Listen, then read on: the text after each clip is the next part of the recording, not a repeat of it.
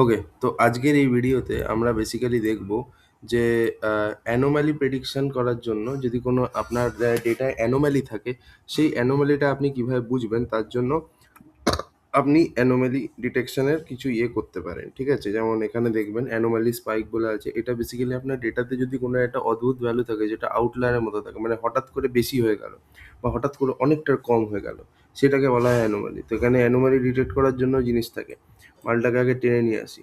ঠিক আছে? এবার ডাইমেনশন আর মেজার এই দুটো জিনিস দিতে হবে। তো আমি ডাইমেনশনের ধরুন দিয়ে দিলাম আইডিটা। ঠিক আছে? এখানে দেখবেন আইডি পাবেন। অলে যেতে হবে আরকি। আইডি পেলেন, আইডি দিলাম।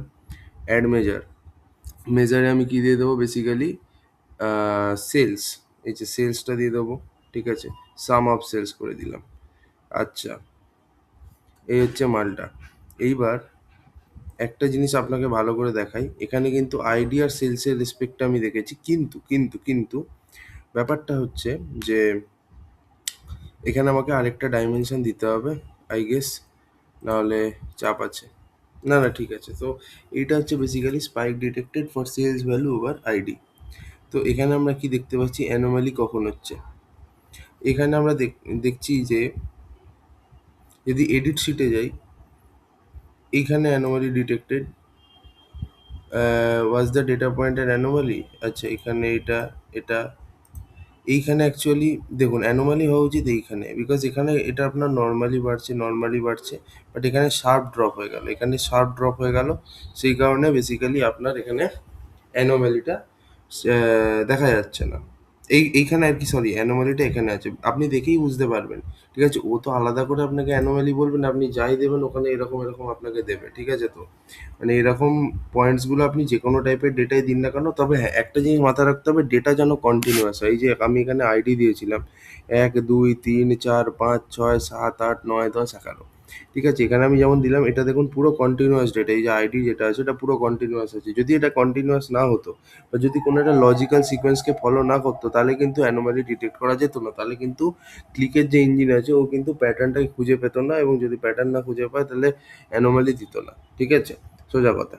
তো বেসিক্যালি এইখানে আমরা দেখতে পাচ্ছি যে এইখান থেকে একটা শার্প ড্রপ হয়ে গেছে, এই শার্প ড্রপ হওয়ার জন্য এখানে একটা অ্যানোমালি, তারপর আবার এখানে নর্মাল উঠেছে, আবার এখানে স্টিপ উঠে গেছে, তো এখানে আমরা অ্যানোমালি, এরকমভাবে আর কি অ্যানোমালিসগুলো আমরা বুঝতে পারছি। ঠিক আছে?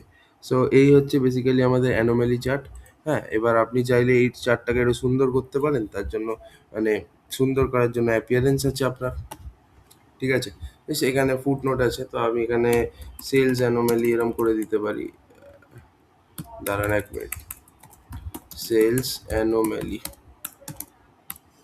ঠিক আছে? সেলস অ্যানোমালি বলে আমি ধরুন ফুট নোটে দিয়ে দিলাম। ঠিক আছে? তো এখানে আমাদের দিয়ে দিলাম এই যে সেলস অ্যানোমালি। তারপর অ্যানোমালি, হ্যাঁ, অল্টারনেট স্টেট ছেড়ে দিন। প্রেজেন্টেশনে আপনার অ্যাজ সাচ সেরকম স্টাইলিং আছে, স্টাইলিংয়ে ক্লিক করুন। দিয়ে আপনাকে এখানে আমি এটা যদি করে দিই, তাহলে দেখুন এটার কালারটা কিন্তু এরকম হয়েছে, বাট এটা দেখতে বাজে লাগে। ঠিক আছে? এই রংটা ভালো। ঠিক আছে? সেখানে এই রংটা রাখলাম আমি। ঠিক আছে? আরে ভাই, বারবার ঠিক আছে বলছিস কেন? আচ্ছা, এরপরে আমরা এখানেও এই সাবটাইটেলটাকেও আমরা ওরকম করতে পারি। ঠিক আছে? তাহলে এইখানে আমরা এই ব্লু করে দিচ্ছি এটাকে। ঠিক আছে? সো এই যে আমাদের এটাও ব্লু হলো। হুম। এরপরে ফুটনোটটাকেও আপনি চাইলে ওরকম কোনো একটা রং দিতে পারেন যেটাতে আপনার স্যুট করবে।